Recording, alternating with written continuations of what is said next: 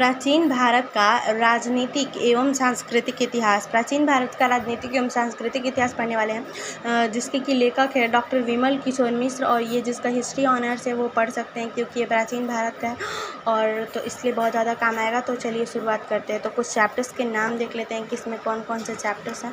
शिक्षा संबंधी राष्ट्रीय नीति के बारे में बताया गया, इसमें भूमिका है, तो सारांश है। चलो, सभ्यता और संस्कृति। सभ्यता और संस्कृति, तो पहला चैप्टर हम लोग का सभ्यता और संस्कृति है। तो देखते हैं, सभ्यता और संस्कृति का अर्थ, संस्कृति का स्वरूप, सभ्यता और संस्कृति में अंतर, सभ्यता और संस्कृति का संबंध, व्यक्ति और संस्कृति, भारतीय संस्कृति की विशेषताएं, ये सब हम लोग को पढ़ना है। तो सभ्यता और संस्कृति को हम लोग शुरू करते हैं। तो आइए हम लोग शुरू कर देते हैं। सभ्यता और संस्कृति क्या है? सभ्यता और संस्कृति, सभ्यता मानव की भौतिक विचारधारा की सूची है। सभ्यता क्या है? तो मानव की भौतिक जो है ना विचारधारा की सूची है। और संस्कृति आध्यात्मिक एवं मानसिक क्षेत्र के विकास की बोधिका है। वो बोलता है ना कि तुम्हारा संस्कार कैसा, तो उसका भौतिक चीज़ को देख करके बोलता है, नहीं, उसका जो भी सोच होता है, उसकी जो क्रिया होती है, मानसिक क्षेत्र का विकास होता है, उसको बोलता है कि संस्कृति, उसका संस्कार। और जैसे कि हम लोग का सभ्यता हो गया तो वो भौतिक विचारवाद है कि जैसे कि वेस्टर्न सभ्यता है तो वो क्या है, वो भौतिक कपड़े जो भी हैं तो वो उनकी सभ्यता है। और संस्कृति जो कि हम पैर छूते हैं, वो जैसे कि हाथ जोड़ के नमस्ते कर पैर छूते हैं या फिर हाथ जोड़ के नमस्ते करते हैं, वो लोग कुछ और तरीके से नमस्ते करते हैं, मतलब गले लगते हैं या फिर, तो ये उनकी भौतिक सभ्यता है। और संस्कृति सभ्यता तो उनके जो कपड़े पहनते हैं या फिर जो भी उनका कार्य है वो हो गया। और संस्कृति जैसे नमस्ते करना, प्रणाम करना और उनकी तरफ गले मिलना, जो भी चीज़ें हैं उस तरीके की चीज़ें हैं। तो चलो दूसरे सभ्यताओं में मनुष्यों द्वारा भौतिक क्षेत्र में की गई उन्नति का नाम ही सभ्यता है।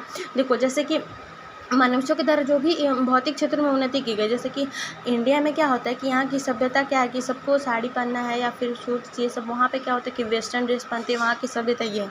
तो जिसने जैसा भौतिक क्षेत्र में उन्नति किया उसके हिसाब से उन लोगों ने वहाँ का कपड़ा जो भी चुनना था वो चुना। ठीक है। सभ्यता का मूल अर्थ तो व्यवहार की साधुता की घोतक है। सभ्यता का मूल अर्थ क्या है कि व्यवहार की साधुता की घोतक, किंतु अर्थ विस्तार से यह शब्द रहन शब्द उच्चता व्यतीत करने के लिए कला, कौशल, स्तभ, विज्ञान, उन्नति पर लागू होता है।